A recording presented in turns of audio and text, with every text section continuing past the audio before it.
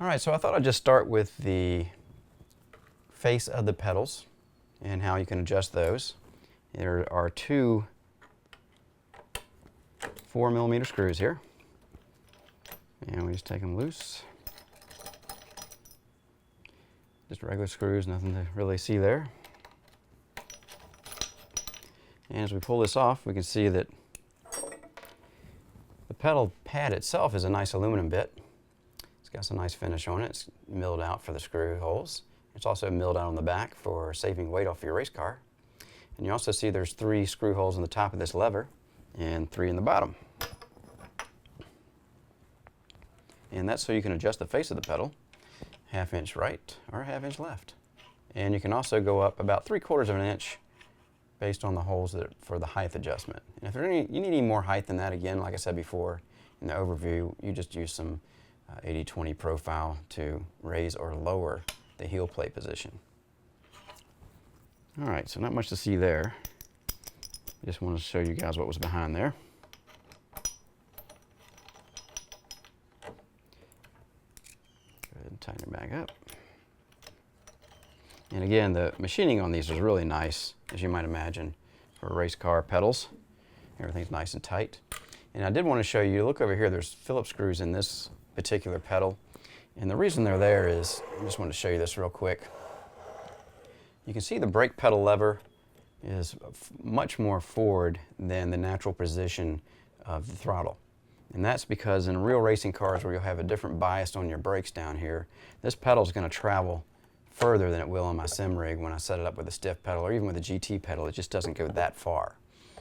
And for me to do heel and toe braking, I need this pad to be further out. In a real car, this pedal would probably go back as far to get even with the throttle over here, and then you could do your blipping without any problem because your brake pedal's this far back. But to get my pedal that far back, I would have to have some very, very loose bumpers on the slave cylinder, which I'll show you about that in a minute. So that's why I have an extension up here. It's about 2 inches. It did come with the kit, and the screws to mount it came with the kit from Emery. And that's, again, why you're seeing that long pedal face kick out there. All right, so let's talk about the adjustments over here on this balance bar. All right, so this balance bar has actually the 2 shafts that push the pistons in these master cylinders back here are mounted by some cam barrels in here that actually are threaded, and this threaded bar passes through those. And that's how you adjust the bias of the brakes if you had this set in a car. Now we have, of course, a closed loop here on both of these master cylinders, so we don't want anything but a 50/50 bias on our brakes. Now you should not have to adjust this. It comes from Emery already adjusted, and you shouldn't have to mess with it. But if something should happen where it gets out of adjustment and you start pushing fluid from one reservoir to the other because somehow this has gotten out of adjustment and one of these pistons is being pushed before the other, then this is how you would adjust it back. You take a 9/16 on this barrel nut down here, pop that loose, and we'll pull the barrel nut off. Just so you can see it.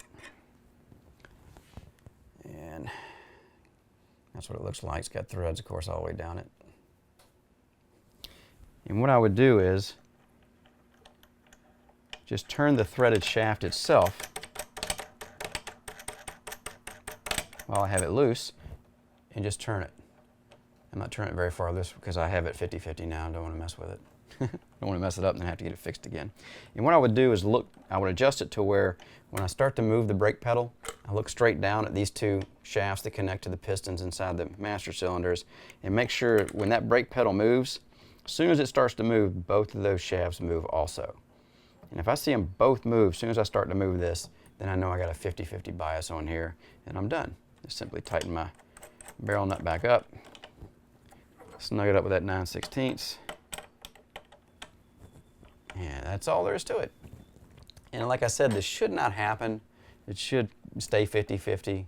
But if anything did happen, I just want to show you guys how to do that. All right, now let's talk about the throttle pedal and how it can adjust. Well, the adjustments here are springs. And they look like this.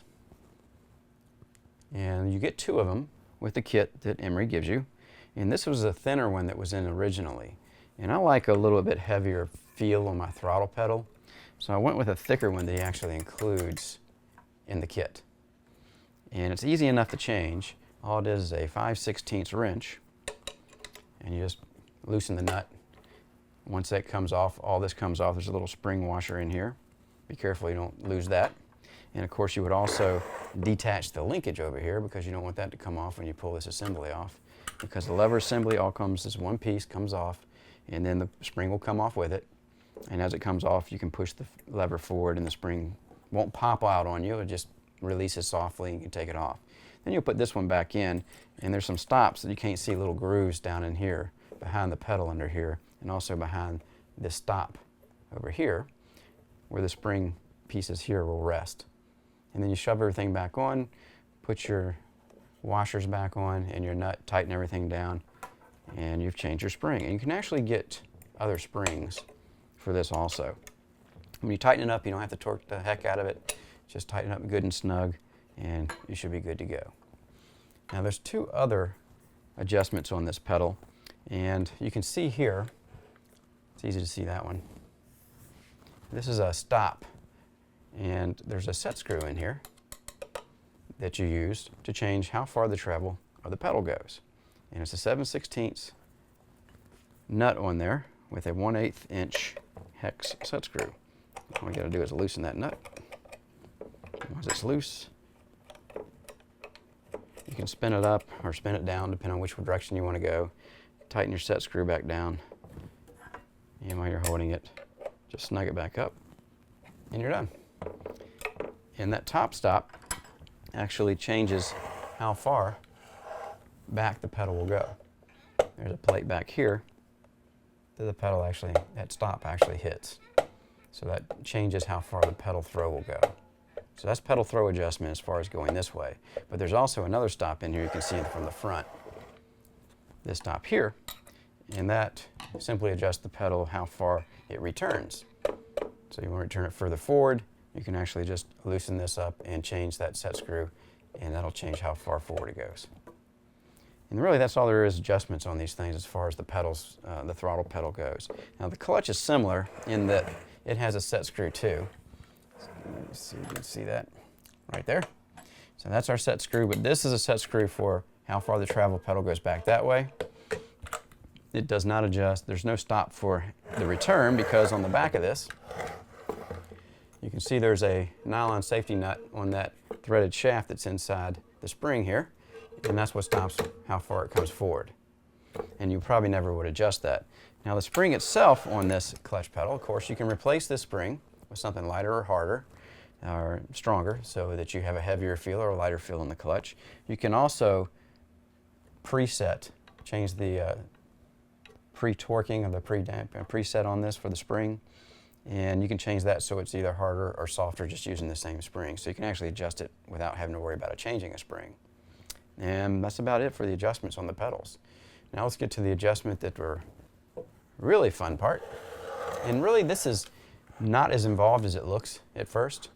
It's a pretty simple thing, and we're going to look at it right now. It's 2 1/2-inch nuts that are actually holding everything onto the shaft of the slave cylinder, and that's a pull type slave cylinder again that will pull everything that way. And you'll see that in the video. All you do is put 1 1/2-inch wrench on there and take the other one and just break that locking top nut loose. And once you've done that, spin it off. And if you see here, I can finger turn this nut right now. And what that is I just tightened it up with my fingers so that there's no slop in it. If it's too loose and they're jiggling around, I don't want that, of course. So we'll just snug it back up. Now you can also keep tightening this nut, and that will change the preload on here, on these dampeners, which will change the way the pedal feels. Instead of just putting the dampeners on, you can actually preload them also, which changes past just putting dampeners on, which is kind of neat, so you can actually fine tune, if you want to, the feel of it. And once it's locked down, you just put your nut back on. Now right now this is like an F1 pedal because these red durometers or red bumpers are very, very tough durometer, very stiff. If I want to change that, let's say to a GT, then I would just spin off the remaining 1/2-inch nut, take that stack off. Now it's just a bunch of, leave that washer on. This is just a bunch of plastic washers. And they're kind of hard so they don't compress or anything. And that comes with the kit, of course. And let's say I wanted to go with a GT pedal, then I would take a couple of these dampers.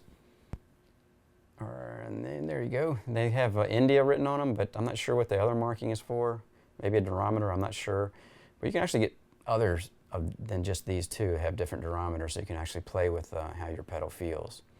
And what I do is just take these and put one on first, then I'd put a washer on, because you're supposed to have a washer in between them. Sometimes I forget that.